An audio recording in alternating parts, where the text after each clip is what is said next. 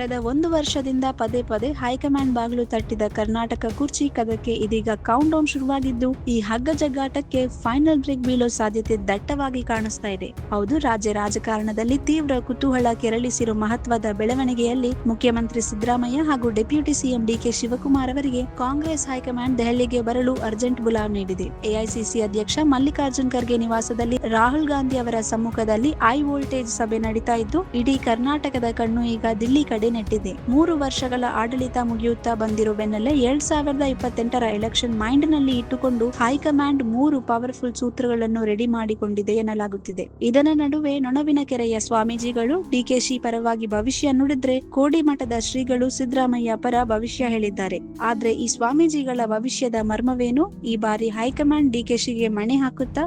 ಈ ತಂತಿ ಮೇಲಿನ ನಡಿಗೆಯಲ್ಲಿ ಕೊನೆಗೂ ಗೆಲ್ಲೋದು ಯಾರು? ಇನ್ಸೈಡ್ ಸ್ಟೋರಿ ತೋರಿಸುತ್ತೀವಿ ನೋಡಿ. ಕಳೆದ 1 ವರ್ಷದಿಂದ ಪದೇ ಪದೇ ಹೈಕಮಾಂಡ್ ಬಾಗಿಲು ತಟ್ಟಿದ ಕರ್ನಾಟಕ ಕುರ್ಚಿ ಕದಕ್ಕೆ ಇದೀಗ ಹೈಕಮಾಂಡ್ ಮಟ್ಟದಲ್ಲೇ ಒಂದು ಲಾಜಿಕಲ್ ಎಂಡ್ ಮಾಡೋಕೆ ವೇದಿಕೆ ಸಿದ್ಧಗೊಂಡಿದೆ. ಈ ಸಿಎಂ ಕುರ್ಚಿ ಸಮಸ್ಯೆಗೆ ಸದ್ಯದಲ್ಲೇ ಮುಕ್ತಿ ಸಿಗೋ ಲಕ್ಷಣಗಳು ಕಾಣಿಸ್ತಾ ಇವೆ. ಮೊದಲು ಸಿಎಂ ಸಿದ್ದರಾಮಯ್ಯ ಅವರಿಗೆ ದೆಹಲಿಗೆ ಬರುವಂತೆ ಎಐಸಿಸಿ ಪ್ರಧಾನ ಕಾರ್ಯದರ್ಶಿ ಕೆಸಿ ವೇಣುಗೋಪಾಲ್ ಸೂಚನೆ ನೀಡಿದ್ರು.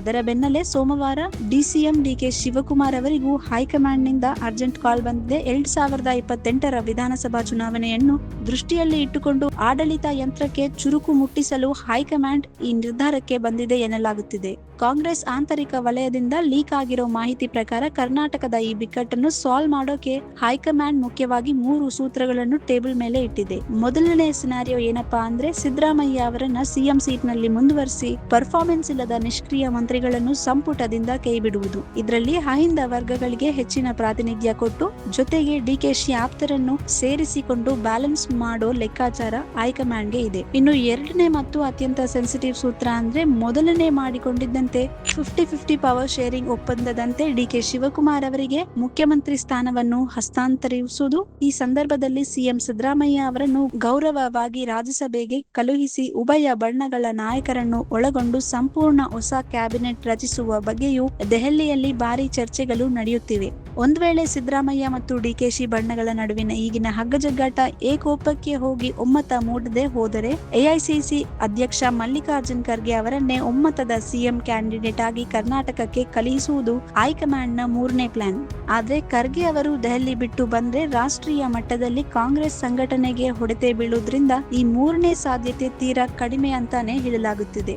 ದೆಹಲಿಯಲ್ಲಿ ಸಿಎಂ ಬದಲಾವಣೆ ಚರ್ಚೆಗೆ ಬುಲಾವ್ ಬಂದಿರೋ ಬೆನ್ನಲ್ಲೇ ಡಿಕೆ ಶಿವಕುಮಾರ್ ಬಹುವಾಗಿ ನಂಬುವ ತುಮಕೂರು ಜಿಲ್ಲೆ ತಿಪಟೂರಿನ ನೊಣವಿನಕೆರೆಯ ಶ್ರೀ ಕಾಡಸಿದ್ದೇಶ್ವರ ಮಠದ ಡಾಕ್ಟರ್ ಹರಿಋಷಭ ದೇಶಿಕೇಂದ್ರ ಶಿವಯೋಗೀಶ್ವರ ಸ್ವಾಮೀಜಿಗಳು ಭವಿಷ್ಯ ನುಡಿದ್ರು. ಡಿಕೆಶಿ ಅವರು ಆದಷ್ಟು ಬೇಗ ಮುಖ್ಯಮಂತ್ರಿ ಆಗೇ ಆಗ್ತಾರೆ, ಅವರ ಸಂಕಲ್ಪಕ್ಕೆ ಅಜ್ಜಯ್ಯನ ಗದ್ದುಗೆಯ ಆಶೀರ್ವಾದ ಇದೆ ಅಂತ ಶ್ರೀಗಳು ಹೇಳಿದ್ದಾರೆ. ಈ ಭವಿಷ್ಯ ಕೇಳಿ ಡಿಕೆಶಿ ಅಭಿಮಾನಿಗಳು ಫುಲ್ ಜೋಶ್ ನಲ್ಲಿ ಇದ್ದಾರೆ.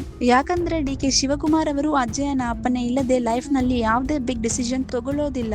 ನಾಮಪತ್ರ ಸಲ್ಲಿಕೆ ಇರಲಿ, ಬಿ ಫಾರ್ಮ್ ವಿತರಣೆ ಇರಲಿ, ನೊಣವಿನಕೆರೆಯ ಮಠದ ಆದೇಶವನ್ನು ಅವರು ಚಾಚು ತಪ್ಪದೆ ಪಾಲಿಸುತ್ತಾರೆ. ಇದೀಗ ದಿಲ್ಲಿಯಿಂದ ಬಂದಿರೋ ಬುಲಾವ್ ಮತ್ತು ಸ್ವಾಮೀಜಿಗಳ ಭವಿಷ್ಯ ಎರಡೂ ಒಂದಕ್ಕೊಂದು ಮ್ಯಾಚ್ ಆಗುತ್ತಿರೋದ್ರಿಂದ ಡಿಕೆಶಿ ಬಣ್ಣದಲ್ಲಿ ಹೊಸ ಭರವಸೆ ಮೂಡಿದೆ. ಆದ್ರೆ ಇದಕ್ಕೆ ಕೌಂಟರ್ ಕೊಡುವಂತೆ ಇತ್ತೀಚೆಗೆ ಹಾಸನ ಜಿಲ್ಲೆಯ ಕೋಡಿಮಠದ ಸಂಸ್ಥಾನದ ಡಾಕ್ಟರ್ ಶಿವಾನಂದ ಶಿವಯೋಗಿ ರಾಜೇಂದ್ರ ಸ್ವಾಮೀಜಿಗಳು ಕೂಡ ಸಿಎಂ ಬದಲಾವಣೆ ಬಗ್ಗೆ ಒಂದು ಬಾಂಬ್ ಸಿಡಿಸಿದ್ರು. ಸಿಎಂ ಬದಲಾವಣೆ ಏನಿದ್ರು ಅದು ಬಜೆಟ್ ಲೆಕ್ಕದ ನಂತರವೇ ಸಾಧ್ಯ. ಹಾಲು ಕೆಟ್ಟರೂ ಹಾಲು ಮತ ಕೆಡುವುದಿಲ್ಲ. ಸಿದ್ದರಾಮಯ್ಯನವರು ಅವರಿಗಾಗಿಯೇ ಸೀಟು ಬಿಟ್ಟರೆ ಮಾತ್ರ ಸಿಎಂ ಚೇಂಜ್ ಆಗ್ತಾರೆ ಹೊರತು ಅವರನ್ನ ಬಲವಂತವಾಗಿ ಇಳಿಸಲು ಯಾರು ಕೈಯಲ್ಲೂ ಸಾಧ್ಯವಿಲ್ಲ ಅಂತ ಭವಿಷ್ಯ ನುಡಿದುದರನ್ನ ಇಲ್ಲಿ ನೆನಪಿಸಿಕೊಳ್ಳಬಹುದು. ಇವೆಲ್ಲದರ ನಡುವೆ ಜೂನ್ ತಿಂಗಳಿನಲ್ಲಿ ನಡೆಯಲಿರೋ 3 ರಾಜ್ಯಸಭಾ ಸೀಟುಗಳ ಮತ್ತು 9 ವಿಧಾನ ಪರಿಷತ್ ಸ್ಥಾನಗಳ ಎಲೆಕ್ಷನ್ಗೆ ಅಭ್ಯರ್ಥಿಗಳನ್ನು ಫೈನಲ್ ಮಾಡಬೇಕಾದ ಟೆನ್ಷನ್ ಕೂಡ ಹೈಕಮಾಂಡ್ಗೆ ಮುಂದಿದೆ.